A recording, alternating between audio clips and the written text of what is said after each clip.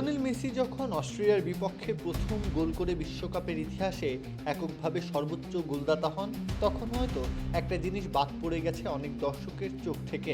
গোলের পেছনে থিয়াগো আলমাদার বল না ছোঁয়া ফুটবলের স্বার্থহীনতার এক নতুন গল্প লেখে, যেখানে নিজের নাম উজ্জ্বল করার চেয়ে দলের জয়কে বড় করে দেখার এক অসাধারণ দৃশ্য ফুটে উঠেছে। ম্যাচের তখন ৩৮ মিনিট চলছে, কোনো দলই গোল দিতে পারেননি একটাও। সেই মুহূর্তে অস্ট্রিয়ার বক্সে থাকা থিয়াগো আলমাদা চাইলে নিজে বলটি রিসিভ করে শট নিতে পারতেন, কিন্তু গোল করার মোহের চেয়ে তার ম্যাচ বোঝার অসাধারণ ক্ষমতা সেই মুহূর্তে জয়ী হয়ে যায়। চিয়ার আপের রিফ্রেশিং স্বাদে সবার মুখে হাসি ছড়াবে। চিয়ার আপ ছড়ায় হ্যাপিনেস।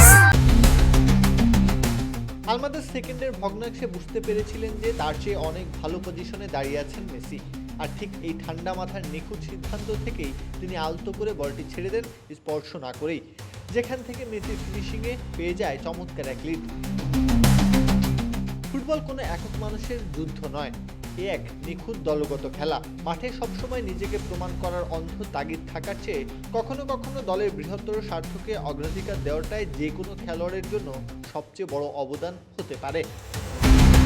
আলমাদার এই নিঃস্বার্থতা শেখায় লাইমলাইটে না এসেও কিভাবে ম্যাচের ভাগ্য বদলে দেওয়া যায়। ফুটবলের আসল সৌন্দর্য শুধু গোল করার মধ্যে নয়, বরং দলের কথা চিন্তা করে বল ছেড়ে দেওয়ার পরিপক্কতাতেও লুকিয়ে থাকে। প্রত্যহ কাব্য, খেলা ৭১।